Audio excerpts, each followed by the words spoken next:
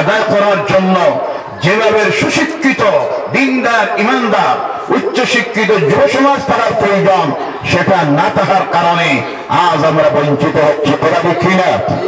প্রতিটি মুহূর্তে প্রতিটি জায়গায় যেখানে যেখানে আমাদের মানুষগুলি তাহার প্রয়োজন ছিল, এর সময় ছিল, আজকে সেটা শূন্যের কোটায় গিয়ে পৌঁছতেছে। কারণ যেভাবে যোগ্যতা সম্পন্ন মানুষগুলি আমরা তৈরি করার প্রয়োজন ছিল, প্রতিযোগিতায় টিকে থাকার জন্য, নিজের অধিকারকে আদায় করার জন্য, সেইভাবে মানুষ আমরা তৈরি করতে পারি নাই। যার কারণে এখন সবচেয়ে বড় প্রয়োজন হলো সেইভাবে যুবক, সেইভাবে শিক্ষিত আমাদের মধ্যে তৈরি করার প্রয়োজন, যারা সংগ্রাম করে নিজের মৌলিক অধিকারকে আদায় করবে। আল্লাহ তাওফিক দেন, আল্লাহুম্মা আমিন। আমি বলতেছিলাম তারা আজকে তাদের অপসংস্কৃতিকে আমাদের মধ্যে ঢুকাইয়ে দিতেছে, তার বাস্তব প্রমাণ দেখবেন। আজকে আমাদের সমাজের বিভিন্ন সময় আপনারা দেখবেন মুসলমানদের বিবাহ শাদী, যেমন বিবাহটা হলো একটা ইবাদত, রাসূলের সুন্নাত। কার সুন্নাত? আল্লাহ রাসূলের সুন্নাত। কিন্তু ইসলামের জ্ঞান না থাকার কারণে আমাদের মধ্যে আজ আমাদের বিবাহের অনুষ্ঠান আদির মধ্যে তাদের অগণিত অপসংস্কৃতি, বেহায়াপনা, নির্লজ্জতা, আল্লাহর নাফরমানির কাজ বিবাহের অনুষ্ঠানে ঢুকে গেছে। কথা দেখি না? এরপরে দেখবেন তাদের অপসংস্কৃতি হলো তারা বার্থডে পালন করে, কেক কাটে। আমাদের সমাজে কিছু মুসলমানও এই চরিত্রের আছে না নাই? কথা বলবেন? তারা ম্যারেজ ডে পালন করে, বিবাহের বর্ষপূর্তি যখন আসে হোটেলে পার্টি দেয়, মদ পান করে, নাচে, গান গায়, অন্য অনেক কিছু বেহায়াপনা, নির্লজ্জতার কাজ করে। আমার সমাজের কিছু মুসলমান যুব সমাজ আজকে সেই দিকে দাবিত হয়ে গেছে, তারা তাদেরকে ফলো করতেছে। কথা কি না? এরপরে দেখবেন তারা ম্যারেজ ডে বানায়, নিজের স্ত্রীর ফটো তুলিয়া সেলফি তুলে ফেসবুকে, ইনস্টাগ্রামে ছেড়ে দেয়, দুনিয়াকে দেখায়, দেখো আমার বউ কেমন সুন্দর। বলো নাউযুবিল্লাহ। আমার সমাজে মানুষের মধ্যে আজকে এটা ঢুকতেছে না? কথা বলবেন? গ্রামাঞ্চলের মানুষ কথা আমি কাছে যারা বুঝতে না পারেন, শহরাঞ্চলের শিক্ষিত সমাজ যারা সোশ্যাল মিডিয়ার মধ্যে দেখেন, তারা দেখতেছেন এই অপসংস্কৃতি আমাদের মধ্যে তারা আজকে ঢুকাইয়া দিয়েছে। সবচেয়ে বড় যে অপসংস্কৃতি তারা আজকে আমাদের সমাজে ঢুকাইতেছে, যেটা হলো নেশা, মদ, ট্যাবলেট, হিরোইন, ব্যবসা, খাওয়া, এই সব কিছু তারা আজকে আমাদের সমাজে ঢুকাইতেছে। কারণ তারা দেখতেছে আমাদের আছে বাকি, যাইতো বাকি। এদের আছে ইমান। সবচেয়ে বড় শক্তি হলো কোনটা? ইমান। কোনটা? ইমানের শক্তি। সেই ইমান থেকে তাদেরকে যদি সরানো যায়, তাহলে এদের সবচেয়ে বড় মূল হাতিয়ার যেটা, সেটা ধ্বংস হয়ে যাবে। আর যুব সমাজকে যদি ধ্বংস করে দেওয়া যায়, তাহলে ইসলামকে জমিন থেকে মিটানো যাবে। তাই তারা যখন এই চেষ্টা করতেছে, সেই সময়ে সেই আয়াতের উপরে আমাদের আমল করার প্রয়োজন। যে আয়াতে আল্লাহ বলছেন, ইয়া আইয়ুহাল্লাযীনা আমানু হাল আদুল্লুকুম আলা তিজারাতিন তুনজিকুম মিন আযাবিন আলীম। হে ঈমানদার, আমি তোমাদেরকে এমন একটা ব্যবসা শিখাইয়া দেব নাকি? আল্লাহ বলছেন এমন একটা ব্যবসা আমি তোমাদেরকে শিখাইয়া দিব, যে ব্যবসা তোমাদেরকে কঠিন জাহান্নামের আযাব থেকে নাজাত দিবে। বলে সুবহানাল্লাহ। কথাটা কার? আল্লাহ বলছেন আমি কি তোমাদেরকে এমন একটা ব্যবসা শিখাইয়া দেব না, যে ব্যবসাটা করলে তোমরা জাহান্নামের দুজকের কঠিন আযাব থেকে বাঁচবা। কি ব্যবসা আল্লাহ শিখাইয়া দিতেছেন? تؤمنون بالله ورسوله وتجاهدون في سبيل الله بأموالكم وأنفسكم ذلكم خير لكم إن كنتم تعلمون. الله أكبر. ঈমান আনতে হবে আল্লাহর উপরে, তার রাসূলের উপরে। জিহাদ করতে হবে, সংগ্রাম করতে হবে আল্লাহর দ্বীনের রাস্তায়। সুবহানাল্লাহ বলে। আজ তোমাদের জান এবং মাল দিয়ে আল্লাহর দ্বীনের রাস্তায় তোমরা সংগ্রাম করতে হবে, তাহলে তোমরা কঠিন জাহান্নামের আযাব থেকে নাজাত পাবে। বলেন সুবহানাল্লাহ। কে করতে হবে? জিহাদ করতে হবে। কে করতে হবে? জিহাদ। ওই জিহাদ শব্দ যেমনি আমরা শুনি, আমাদের সমাজের মানুষরা তারা মনে মনে ভাবে জিহাদ হলো অন্য ধর্মের মানুষকে মারা, হত্যা করা, তাদের উপাসনালয় ভাঙ্গা, তাদের দেবদেবতা উপাস্য যারা তাদেরকে ভাঙ্গা। এর নাম জিহাদ নয়, এর নাম জিহাদ নয়। আর অন্যান্য ধর্মাবলম্বী ভাই বোনেরা যারা আছেন, অনেক সময় ইসলামের জিহাদ শব্দ শোনা মাত্র তারা আতঙ্কিত হয়ে উঠে যায়। জিহাদ কি? জিহাদ বলতে তারা বুঝে তাদের উপরে জুলুম অত্যাচার অন্যায় করা। জেনে রাখবেন, ইসলাম অন্য কোন ধর্মের মানুষের উপরে আক্রমণ করা, তার মৌলিক অধিকার থেকে তাকে বঞ্চিত করা, তার ফান্ডামেন্টাল রাইটস থেকে তাকে বঞ্চিত করা, তার ধর্মীয় অধিকার খর্ব করা, তার ধর্মীয় উপাসনালয় ধ্বংস করা, তার উপাস্যকে অবমাননা করা, ধ্বংস করা ইসলাম কখনো অনুমতি দেয় না। যারা এইসব করে এর নাম জিহাদ নয়, এর নাম হলো ফিতনা, এর নাম হলো সন্ত্রাস, এর নাম সন্ত্রাস, এর নাম হলো ফিতনা। ইসলামে সন্ত্রাসবাদ নাই, ইসলামে ফিতনার কোনো আশ্রয় জায়গা নাই। আল্লাহ বলছেন আল ফিতনাতু আশাদ্দু মিনাল কাতল, সমাজে অশান্তি তৈরি করা, একটা মানুষকে হত্যা করার চাইতে আর বড় অপরাধ। বলেন নাউযু বিল্লাহি মিন যালিক। জিহাদ কি আর সন্ত্রাস কি? সন্ত্রাসের মূল উদ্দেশ্য হলো সমাজে অশান্তি তৈরি করা, আতঙ্ক তৈরি করা, নিজের ব্যক্তির স্বার্থকে আদায় করা, এর নাম হলো সন্ত্রাস, এর নাম। যার কারণে আমাদের এই দেশে, গোটা দেশে আজ ধর্মীয় সন্ত্রাস, সরকারিভাবে সন্ত্রাস চলতেছে, কিন্তু ইসলামে সন্ত্রাস নাই। ইসলামে হলো জিহাদ। জিহাদ শব্দের অর্থ কি ভালোভাবে বলেন। জিহাদ শব্দের বিভিন্ন জায়গায় বিভিন্ন অর্থ ওঠে।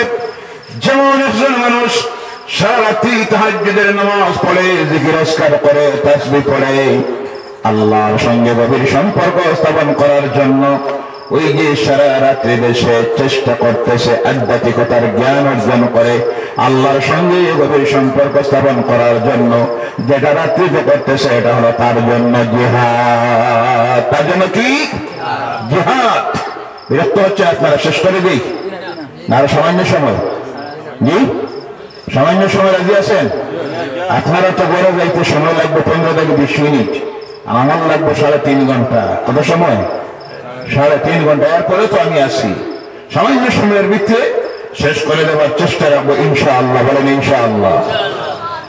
জিহাদের আর একটা অর্থ হলো কেউ যদি অন্যায় করে সেই অন্যায়কে প্রতিহত করা, এর নাম হলো জিহাদ। একটা ছেলে পরীক্ষা দিবে, সারা রাত্রি বই পড়তেছে, লিখতেছে, চেষ্টা করতেছে ভালো রেজাল্ট আনার জন্য, ভালো মার্ক পাওয়ার জন্য, ডিভিশন পাওয়ার জন্য।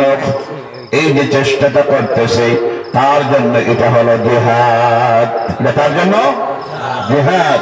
একজন ব্যবসায়ী নিজেকে প্রতিষ্ঠিত করার জন্য, লাভবান বানানোর জন্য তার ব্যবসায় বিভিন্ন ভাবে টেকনোলজি প্রয়োগ করতেছে, চেষ্টা করতেছে, এটা হলো সেই ব্যবসায়ীর জন্য জিহাদ। ব্যবসায়ীর জন্য কেউ অন্যায় করতেছে, অন্যায়কারী অন্যায়ের বিরুদ্ধে প্রতিবাদ আপনি করলেন, সেই প্রতিবাদের নাম হলো জিহাদ।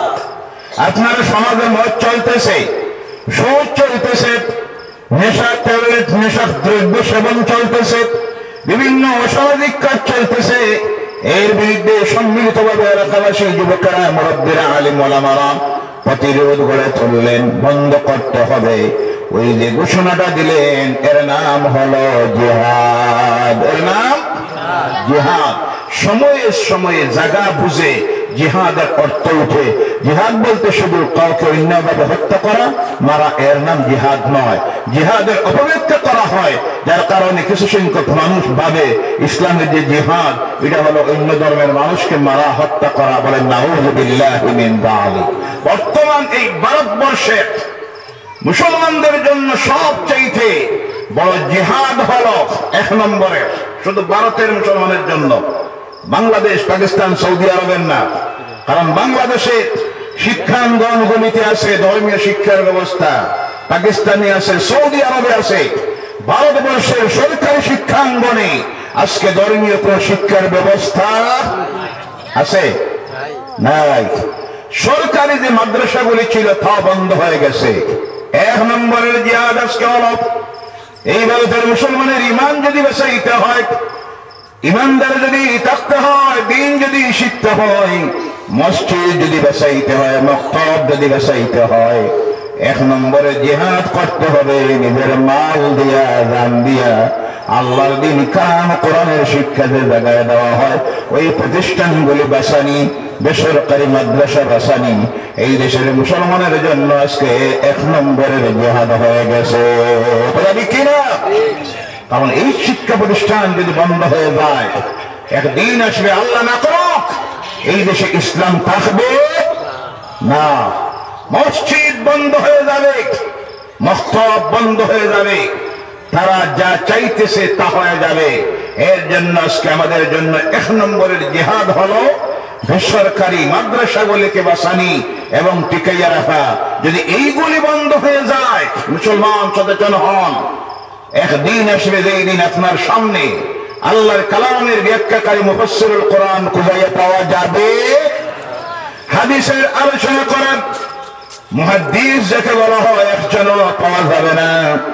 রমজান মাস আসলে পরে আপনাকে কোরআন তেলাওয়াত শোনাবেন, কমপ্লিট আল্লাহর কালাম কোরআন শিখানোর জন্য হাফিজুল কোরআন খুঁজে পাওয়া যাবে। মসজিদে নামাজে যাবেন, নামাজ পড়াবে, ইমাম হওয়ার যোগ্য যেন মানুষ খুঁজে পাওয়া যাবে। তো মারা যাবে, তার জানাজার নামাজ দিতে হবে, ওই জানাজার নামাজের ইমাম হয়ে দাঁড়ানোর একজন মানুষ পাওয়া যাবে না। সর্বশেষে এমন অবস্থার মধ্যে গিয়ে পৌঁছবেন, পরবর্তী প্রজন্ম যারা উঠে আসতেছে আমাদের, এরা যে ইসলামের জ্ঞান শিক্ষা করবে, হালাল হারামের, ওযু গোসলের, নামাজের এই শিক্ষা যে দেওয়া হয় মক্তব থেকে, ওই মক্তবের শিক্ষক রহবিন হবে পাওয়া যাবে না। তখন এই দেশে শুধু নামদারি মুসলমান থাকবে, প্রকৃত দিনদার ইমানদার একটাও মুসলমান খুঁজে পাওয়া যাবে। এর জন্য ইসলামকে যদি টিকিয়ে রাখতে হয়, ইমান যদি বাঁচাইতে হয়, মসজিদ যদি বাঁচাইতে হয়, মক্তব যদি বাঁচাইতে হয়, 1 নম্বরের জিহাদ করতে হবে বেসরকারি মাদ্রাসাগুলি টিকিয়ে রাখার কথা বোঝা গেছে। কিন্তু আমাদের সমাজের মানুষ এখনো সেইভাবে সচেতন হয় নাই। তার প্রমাণ আমি অনেক সময় দেই। এখানে 3টা দান বাক্স রাখা হলো, কয়টা? কথা বোঝা যান? 3টা। কয়টা? একটার উপরে লেখা আছে হাফিজ বাবা রহমতুল্লাহ আলাইহির মাজারের জন্য দান করুন। মাজারের তো কত নাম আছে, জি আছে না নাই? কত যে মাজার এখন আছে, আমি সেই দিকে যাচ্ছি না। এটা দান করুন লেখা আছে। 2 নম্বর বাক্সের উপরে লেখা আছে মসজিদের কাজের সাহায্যার্থে দান করুন। কথা বুঝতেছেন আপনারা? 3 নম্বরে দান পাত্রের উপরে লেখা আছে আপনারা দান করুন মাদ্রাসার কাজের সাহায্যের জন্য। কয়টা বাক্স? কয়টা দান বাক্স? 3টা। কয়টা? 3টা। প্রথমটাই হলো খাজা বাবা রহমতুল্লাহ আলাইহি মাজারের সাহায্যার্থে দান করুন। 2 নম্বরটা হলো মসজিদের কাজের জন্য। 3 নম্বরটা হলো লেখা হলো মাদ্রাসার কাজের জন্য। 1 মাস পরে প্রথম বাক্স খোলা হলো, এর থেকে বাইর হলো 1 লক্ষ টাকা। কত টাকা? কত লক্ষ? 1 লক্ষ। 2 নম্বর বাক্সের থেকে বাইর হলো 50,000। কত হাজার? 50,000। 3 নম্বর দান বাক্স যখন খোলা হলো, এর থেকে বাইর হইল 20,000। কয় হাজার? যেটার উপরে লেখা আছে মাদ্রাসা সাহায্যার্থে দান করুন। ইনসাফের সহিত এবার আপনারা বলুন, খাজা বাবা রহমতুল্লাহ আলাইহির মাজারের যে দান বাক্স, খাজা বাবার 1 টাকার দরকার আছে? কথা বলেন না আপনারা?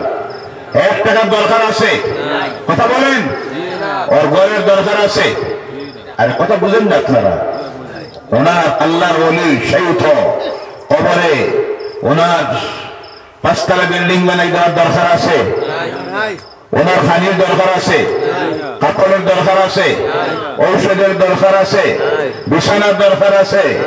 ওর তো কিছুরই দরকার নাই। লা খাউফুন আলাইহিম ওয়ালা হুম ইয়াহজানুন। আলা ইন্না আউলিয়াল্লাহি লা খাউফুন আলাইহিম ওয়ালা হুম ইয়াহজানুন। বল সুবহানাল্লাহ। রিজিকের দরকার নাই, কারণ রিজিক দিতেছেন কে? আল্লাহ বলছেন ওয়ালা تحسبن الذين قتلوا في سبيل الله أموات بل أحياء عند ربهم يرزقون سبحان الله أكبر তারা জীবিত তারা মরে যান নাই আর তাদের রিজিক দিতেছেন আল্লাহ পাক বলে সুবহানাল্লাহ যা ডর নাই ভয় নাই চিন্তা নাই খানিরও দরকার নাই আল্লাহ দিতেছেন কাপড়ের দরকার নাই জান্নাতের লিবাস পরিধান করে কবরে শুয়ে আছেন এখানে নিয়ে দিলাম 1 লাখ টাকা কত লাখ সেখানে মাদ্রাসা যদি টাকা সংশ্লিষ্ট সেটা আলাদা ব্যাপার নতুবা বেশিরভাগ বাজারগুলি আছে অনেক বাজারে দেখেছি ওই যা দান করা হয় তা দিয়ে এত বড় বড় একটা পেট গাঞ্জা আলমনি দুতারা বাঁচতেছে আর খাইতেছে আছে না নাই যেখানে দেওয়ার কোনো প্রয়োজন নাই সেখানে দিলাম 1 লক্ষ 2 নম্বরে মসজিদের দান বাসকে দিলাম 50,000 মসজিদ বানানি হইল 2 কোটি টাকা দিয়া বিদেশি টাইলস এসি মসজিদের ইমামের বেতন 5,000 নমাজি ফজরে 60 জন আছে না নাই কথা বলেন আছে না নাই 5 জন মুক্তাদির জন্য 10 জন মুক্তাদির জন্য 2 কোটি টাকার মসজিদের কোনো প্রয়োজন আছে কথা বলবেন বিদেশি টাইলসের এসি লাগানোর কোনো প্রয়োজন আছে নাই কিন্তু লাগান নাজাইজ আমি বলছি না লাগানি হয় সেখানে দিলাম 50,000 যেখানে সবচেয়ে বেশি প্রয়োজন ইসলামকে টিকাইয়া রাখার জন্য দ্বীন বাঁচানোর জন্য ঈমান বাঁচানোর জন্য এতিমেরা তাদের জীবন উৎসর্গ করে দিয়েছে আল্লাহর রাস্তায় মিসকিনেরা সেখানে এতিমেরা যেখানে যাদের কাপড় নাই গায়ে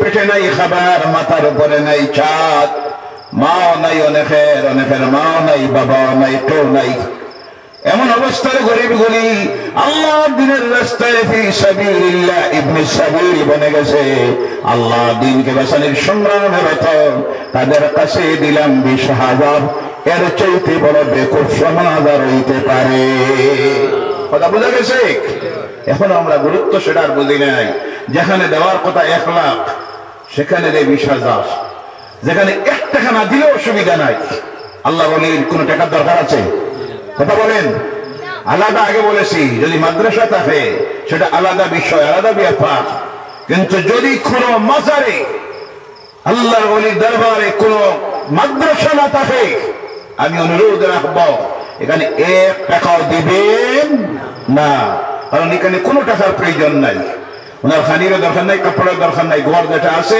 বাড়তি আছে এটাই যথেষ্ট প্রয়োজনে বৎসরে যদি কেউ কোনো মাহফিল দেয় ইসালের সব করে তখন মানুষের কাছে হাত পাতাইলে মানুষ 1,000 টাকা দেয় কথা ঠিক কিনা কিন্তু আমরা বুঝি না আমার সমাজ এখনো বুঝে নাই প্রয়োজন যার তারা দেই না এর কারণে আল্লাহর ওয়াস্তে অনুরোধ রাখি 1 নম্বরে আজকে ভারতের মুসলমানের জন্য সবচেয়ে গুরুত্ব দিতে হবে দান খয়রাতের ব্যাপারে 1 নম্বর পজিশনে রাখতে হবে মাদ্রাসা কোনটা বেসরকারি মাদ্রাসা সরকারি তো শেষ গভীরে চিন্তা করে দেখবেন আজকে এইগুলির বিরুদ্ধে ষড়যন্ত্র চলতেছে রাত 12টার সময় টেলিফোন করে আমারে মাদ্রাসা প্রত্যেকটা মাদ্রাসায় আমরা বিশেষ একটা টিম আসতেছি কিছু আমাদের তথ্য নিতে হবে আমি বললাম রাত 12টায় আবার ইন্সপেকশন কিসে হতে পারে কাল সকাল 10টায় আসুন এরপরে দেখবেন সপ্তাহ 15 দিন পরে একটা ফর্ম পাঠাইয়া দেয় মাঝে পাঠাইয়া দিল আপনারা রিপোর্টটা দেন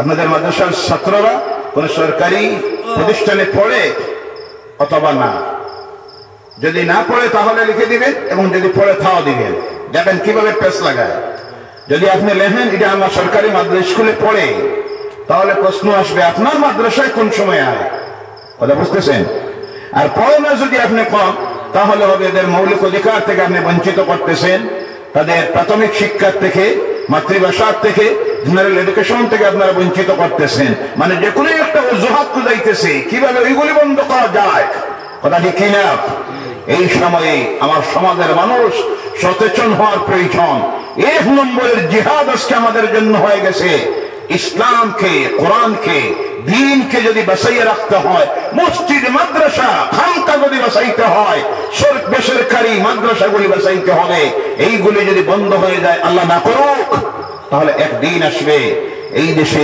শুধু নামের মুসলমান থাকবে, ইসলাম বলতে কিছুই থাকবে না।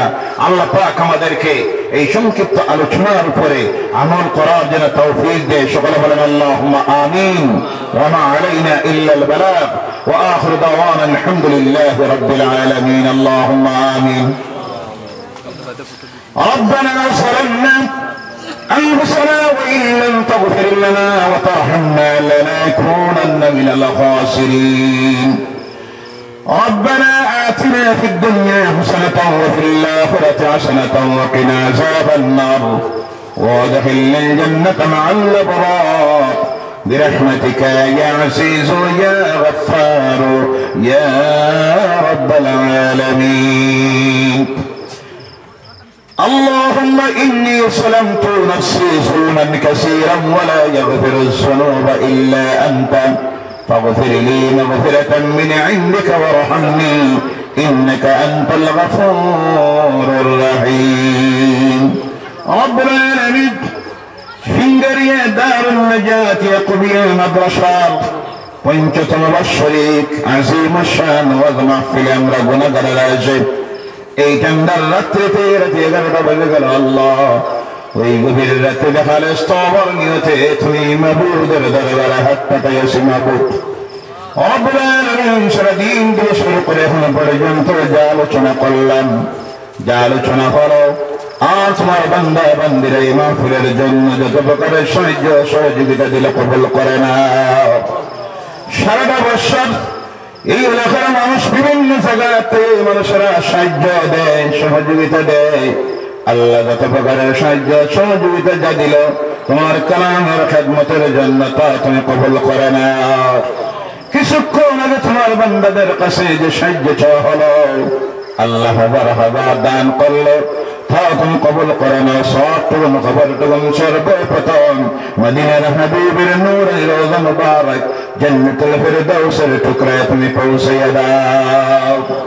আয় আল্লাহ সেই সঙ্গে এর সবটুকুন যত মুমিন মুমিনাত মুসলিম মুসলিমাত এই জমিন থেকে অন্ধকার কবরের গড়ায় চলে গেছেন, সাহাবায়ে কেরাম, শুহাদায়ে কেরাম, আউলিয়ায়ে কেরাম, উলামায়ে কেরাম প্রত্যেকের কবরে সবটুকুন পৌঁছাইয়া দাও আল্লাহ। তৎসঙ্গে আমরা যারা হাত তুলেছি আমাদের জীবনের সমস্ত গুনাহগুলো তুমি মাফ করে দাও।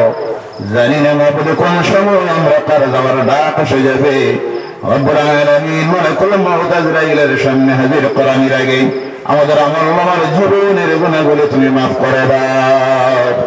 সেই সঙ্গে আল্লাহ আমরা যারা তোমার দরবারে হাত তুলেছি আর যারা সাহায্য সহযোগিতা দিয়েছেন, সে পরামর্শ যারা দেয়, খেদমত করে যারা অন্ধকার কবরের গড়ায় চলে গেছেন তাদের সহ আল্লাহ আমাদের অনেকের মা অন্ধকার কবরের গড়ায়, অনেকের আব্বা অন্ধকার কবরের গড়ায়, কেউ দুইজন থেকে একজন হারাইয়াছি, কেউ দুইজন হারাইয়া তুমি মাবুদের দরবারে হাত পাতাইয়াছি। আল্লাহ আজকের এই মাহফিলটা দারুন নাজাত ইয়াকুবিয়া মাদ্রাসাটা আমাদের মুর্দাগণের জন্য নাজাতের জরিয়া বানাইয়া দাও। রব্বুল আলামিন তাদের কবরগুলোকে জান্নাতুল ফিরদাউসের টুকরা বানাইয়া দাও। তাদের মা বাবা জমিনে আছেন হায়াত দারাজ করে দাও, সুস্থতার জীবনটা দাও। এই শান্তির জায়গা কবুলিয়তের জায়গাটা তাড়াতাড়ি আমাদের নয়নের সামনে থেকে তুলে নিও না আল্লাহ। রব্বুল আলামিন সমাজে সব বান্দা বান্দিরা যে নিয়তে যে উদ্দেশ্যে দান খয়রাত করে এই প্রতিষ্ঠানটার খেদমত দিতেছেন প্রত্যেকের দিলে নিয়ে কাছা বলে তুমি পূর্ণ করে দাও। ব্যবসায়ী ভাইদের ব্যবসা হারবার করে দাও, অভাবী ভাইদের অভাব দূর করে দাও, অসুস্থ ওদেরকে শিফায়ে হাজারা শিফায়ে কামেলা নসিব করে দাও, ঋণগ্রস্তদেরকে ঋণ মুক্ত বানাইয়া দাও। প্রবাসী জীবনে অনেক আছে বিভিন্ন রাজ্যে চলে গেছে, বিভিন্ন রাষ্ট্র চলে গেছে রুজি রোজগারের জন্য, ব্যবসার জন্য। আল্লাহ তাদেরকে তাদের কর্মস্থলে তুমি হেফাজতে রাখিও। রব্বুল আলামিন এই এলাকার মানুষের জন্য এই প্রতিষ্ঠানটাকে তুমি নাজাতের জরিয়া বানাইয়া দাও। আয় আল্লাহ তোমার বান্দা বান্দিরা কত প্রকারের সাহায্য দেয় তুমি দেখতেছ। জমিনেদেরকে সাহায্য করো, কবরে সাহায্য করিও। কিয়ামতের দিন তোমার হাবিবের জান্নার নিচে জায়গাটা দিও আল্লাহ, তোমার আরশে আযীমের ছায়ার নিচে জায়গা দিও মাবুদ। রব্বুল আলামিন খাস করে তোমার বরাবর আরো রেখে আমাদের এই জন্মভূমি ভারতবর্ষে তুমি শান্তিতে প্রতিষ্ঠিত করে যাও। বিভিন্ন ধর্মের মানুষ আমরা এই দেশে আছি আল্লাহ, বিভিন্ন সংস্কৃতির মানুষ, বিভিন্ন ভাষাভাষীর মানুষ, প্রত্যেকে শান্তিতে মিলেমিশে একে পরিবারের মানুষ হিসেবে বসবাস করতে পারি তৌফিক দাও। আয় আল্লাহ, যারা তাদের ব্যক্তির স্বার্থে আমাদের মধ্যে বিভেদ তৈরি করতে চাই, হিংসা বিদ্বেষ ছড়াইয়া দিতে চাই, আল্লাহ তোমার গায়বী শক্তি দিয়ে তুমি এদেরকে হেদায়েত করে নাও। রব্বুল আলামিন আমাদের জান মাল ইজ্জত বড় মসজিদ মাদ্রাসা কোরআন সমস্ত যুগের হেফাজতকারী তুমি হয়ে যাও।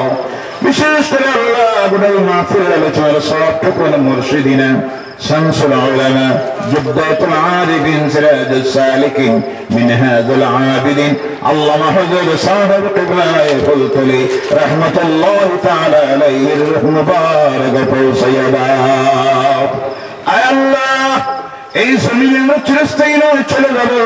কোন সময় ফেলে যাওয়ার ডাক আসবে জানি না, যাওয়ার সময়টা বড় কঠিন সময়। সেই সময় সাকরাতুল মউতের গাড়ি আটকাইব না মাহবুব, নার্সিংহোম মেডিকেল কলেজে নিয়ে শোয়াইয়া আল্লাহ জবান বন্ধ করে নামাজ রোজা কজা করাইয়া কাফনের ভিতরে ঢুকাইও না, রাস্তাঘাটে ফেলাইয়া মারিও না আল্লাহ। যে সমস্ত ওলামায়ে কেরাম এই প্রতিষ্ঠানে খেদমত দিতেছেন তাদের হায়াত দরাজ করে দাও, তাদের ইলমে বরকত দাও, সুস্থতা তাদেরকে দাও, আরো বেশি বেশি করে খেদমত করার তৌফিকটা দিও ইয়া আল্লাহ।